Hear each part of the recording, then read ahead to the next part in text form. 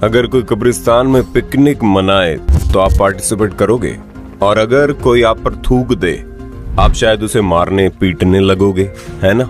लेकिन एक जगह है यहाँ ये सब नॉर्मल है। ये वीडियो को पक्का पूरा देखना, क्योंकि आगे ऐसी चीजें बताऊंगा जो आपके लिए नॉर्मल ना हो लेकिन दूसरों के लिए नॉर्मल है। हाल ही में मेरा एक दोस्त अफ्रीका के जंगलों में घूमने गया था, जहाँ उसे एक आदिवासी समुदाय मिला। उस आदिवासी समुदाय का जो भी बड़ा बुजुर्ग उससे मिलता वो उसके सामने या फिर उसके ऊपर थूकने लगता था। महज कुछ ही घंटों के बाद वो अफ्रीका छोड़ भारत वापस आ गया। उसे समझ में नहीं आ रहा था कि अफ्रीका के आदिवासी लोग उसके साथ इतना बुरा व्यवहार क्यों कर रहे थे।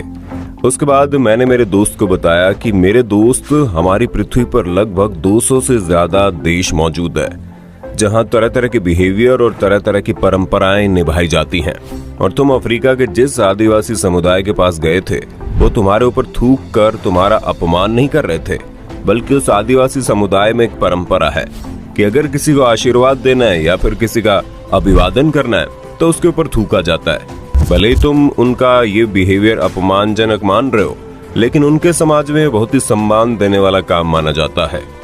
दोस्तों, आप लोगों को ये सुनकर थोड़ा अजीब लग रहा होगा, लेकिन ये बिल्कुल सच है। और आज की इस वीडियो में हम दुनिया के अलग अलग देशों में होने वाले कुछ ऐसी परंपराओं और व्यवहारों के बारे में बताएंगे, जिसके बारे में जानना आपके लिए बड़ा ही रोचक होने वाला है। कब्रिस्तान में पिकनिक। दोस्तों, कब्रिस्तान एक ऐसी जगह होती है जहाँ पर मृत लोगों को दफनाया जाता है। ये जगह कितनी सीरियस होती है आप किसी भी कब्रिस्तान में जाकर महसूस कर सकते हैं। लेकिन क्या आपको यकीन होगा कि डेनमार्क एक ऐसा देश है जहाँ के लोग कब्रिस्तान में जाकर पिकनिक मनाते हैं। जी हाँ, उसी कब्रिस्तान में जहाँ मृत लोगों को दफनाया जाता है। डेनमार्क के लोग वहाँ पर जाकर सैर करते हैं, पिकनिक मनाते हैं, मस्ती मजाक करते हैं। डेनमार्क में तो कई कब्रिस्तान ऐसे हैं जिसे देखकर आपको लगेगा ही नहीं कि ये मृत लोगों को दफनाने की कोई जगह है। डेनमार्क के कब्रिस्तान बहुत ही खूबसूरत पार्क और चिड़ियाघर की तरह दिखाई देते हैं, और हर वक्त वहाँ के कब्रिस्तान में घूमने और टहलने वालों की भीड़ लगी रहती है। थूक कर आशीर्वाद। अगर आपके ऊपर कोई थूक दे तो हमें पूरा यकीन है आप उसे इतना मार मारेंगे कि शायद वो अपनी जिंदगी में कभी दोबारा ऐसा करने की हिमाकत नहीं करेगा। किसी के ऊपर थूकना शायद गंदी गाली देने से भी ज्यादा गंदा काम होता है। लेकिन आपको शायद यकीन नहीं होगा कि अफ्रीका में एक ऐसा आदिवासी समुदाय है जहाँ के लोग जब किसी का अभिवादन करते हैं या फिर किसी को आशीर्वाद देते हैं तो उसके ऊपर थूक देते हैं। आपको सुनकर भले अजीब लग रहा हो, लेकिन अफ्रीका में मौजूद उस आदिवासी समुदाय के अंदर ये काम बहुत ही सम्मानजनक माना जाता है। आपको जानकर हैरानी होगी कि वहाँ पर जब किसी की शादी होती है तो दुल्हन के ऊपर भी बड़े बुजुर्ग थूक थूक कर आशीर्वाद देते हैं। अच्छा हुआ ये प्रथा हमारे भारत में नहीं है, वरना यहाँ के लोग तो पान और गुटखा थूक कर दुल्हन के शरीर को लाल ही कर देते। अभी तो ये कुछ भी नहीं है, और अभी आगे मजेदार बातें बताता हूँ। 10 दिनों तक रोने की प्रथा।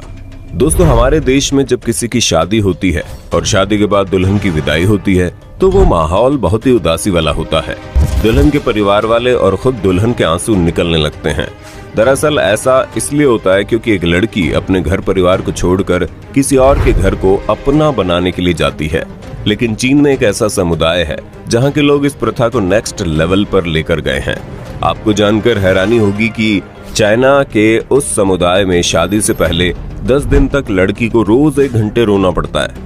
आप ये भी कह सकते हैं कि वहाँ के समुदाय में शादी से पहले 10 दिन तक लड़की को दुखी होने का दिखावा करना पड़ता है, क्योंकि वहाँ पर माना जाता है कि कोई अगर लड़की शादी से पहले नहीं रो रही है तो उसके और उसके परिवार वालों की समाज में बहुत बेइज्जती होगी। और ऐसा होता भी है। इसलिए चाइना के उस समुदाय में जब किसी लड़की की शादी होती है तो वो 10 दिन पहले से ही लड़की को दुख भरे गाने सुनाए जाते हैं ताकि लड़की के आंसू निकलने लगे। टैक्सी में बैठना। दोस्तों, जब आप कभी ओला या उबर में टैक्सी बुक करते हैं तो आप बिना सोचे समझे कभी ड्राइवर के बगल वाली सीट पर बैठ जाते हैं तो कभी ड्राइवर के पीछे मौजूद सीट पर बैठ जाते हैं। लेकिन आपको जानकर हैरानी होगी कि दुनिया में कई ऐसे देश हैं जहां पर टैक्सी में बैठने के भी कई अलग अलग बिहेवियर मौजूद है। जैसे कि